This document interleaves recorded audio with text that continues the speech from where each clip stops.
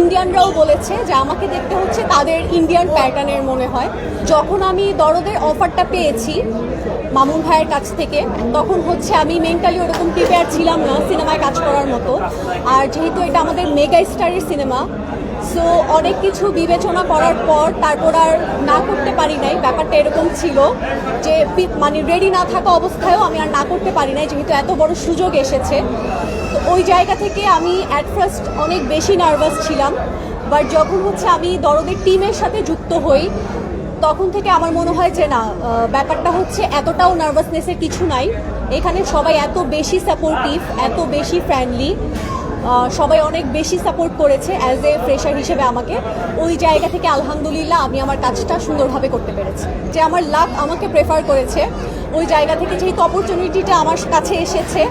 আর সবচাইতে মজার বিষয় ছিল যে আমার যে দরদের ক্যারেক্টারটা, ওইটার সাথে আমার যে রিয়েল লাইফ বা আমার যে প্রফেশনটা ছিল, আমি তো অ্যাজ এ মডেল হিসেবেই আমার ইন্ডাস্ট্রিতে এন্ট্রি।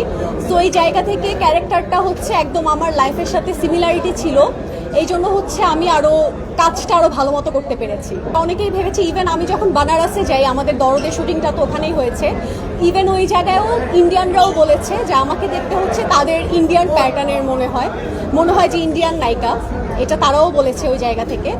আর যেহেতু হচ্ছে দরদের আমার ক্যারেক্টারগুলো ছিল হচ্ছে রাহুল দেব ভাইয়ার সাথে বেশি, উনার সাথে বেশি ছিল, উনাদের সাথে আমার ক্যারেক্টারগুলো বেশি ছিল। ওই জায়গা থেকে হচ্ছে আমি অ্যাট ফার্স্ট অনেক বেশি নার্ভাস ছিলাম। প্রথম মুভি, প্যান ইন্ডিয়ান মুভি, তারপর এত সিনিয়রদের সাথে প্রথম কাজ, বাট সবাই এত বেশি সাপোর্টিভ ছিল। ওভারঅল দরদের পুরো টিমটাই এত বেশি সাপোর্টিভ ছিল।